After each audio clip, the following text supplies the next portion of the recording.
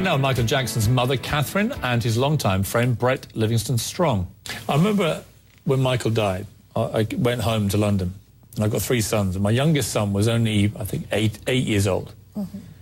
And he suddenly began playing Michael's music over and over for weeks and months. He'd never heard of Michael Jackson before.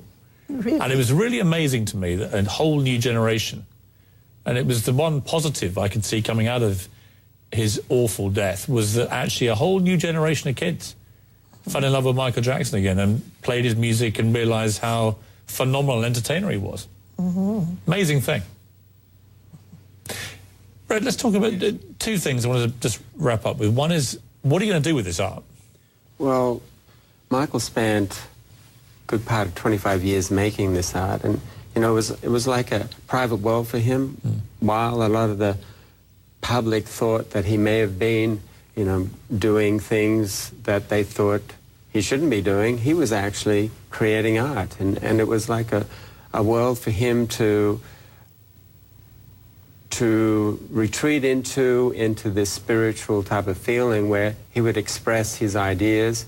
And he absolutely loved it, and it made him feel good. So people are going to hear about this, and they're going to see these amazing pictures, and they're going to want to know if they can get hold of any. Yeah, well, Michael always wanted to exhibit his art, and unfortunately that didn't happen. He did want to sell it, and so a few pieces were sold before his passing, but since then, you know, we've been working together, planning how to exhibit it. But he did, long time ago, want to build a monument for where he wanted his fans to get married.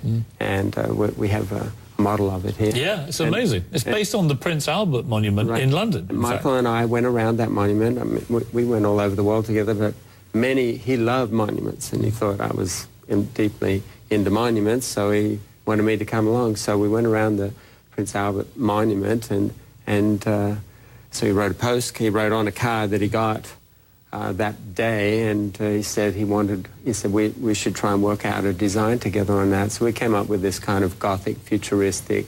And his concept was that it would become like a wedding chapel. He wanted his fans... People would go in and he'd be there. Even though it's his statue, but in 2002, this was years before, but by 2002, he had one of his lawyers write me a letter saying, hey, Brett, can you put a sculpture of Michael's 3 beautiful children in there? Michael wants that, you know. He just wanted me to have that get that officially.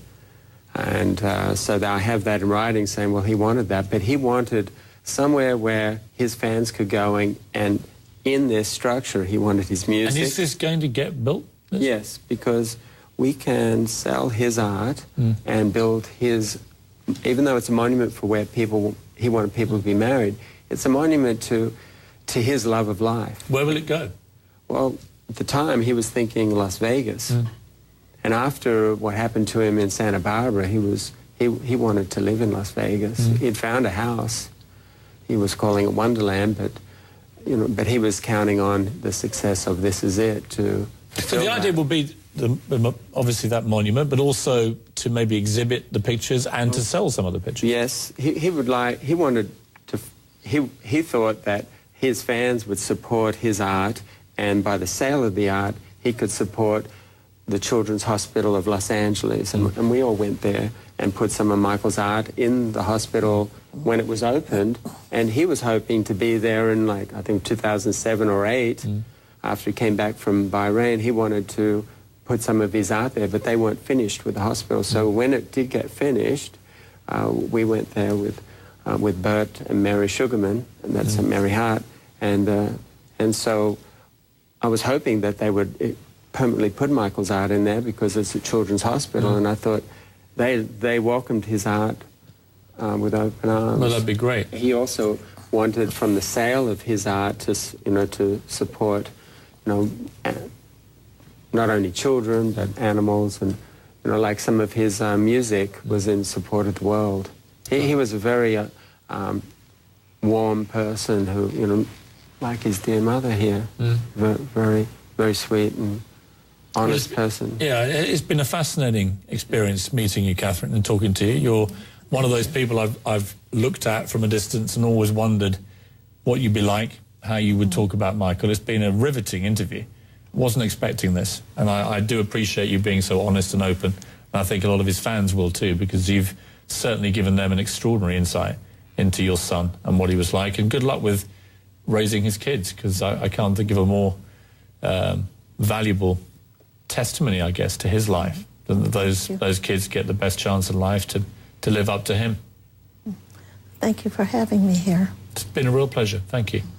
Very nice to meet you. Thank you. Nice meeting you also. Nice to meet you too, Brett. Thank you very much.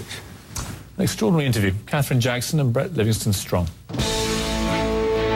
Coming up, only in America. This is a very interesting piece because Michael wrote this quote about Michelangelo. He loved Michelangelo's work, and he often wrote these little notes, and so here he is quoting Michelangelo. A rare look inside the private world of Michael Jackson, an exclusive tour of the secret location full of hundreds of millions of dollars worth of art that Michael created.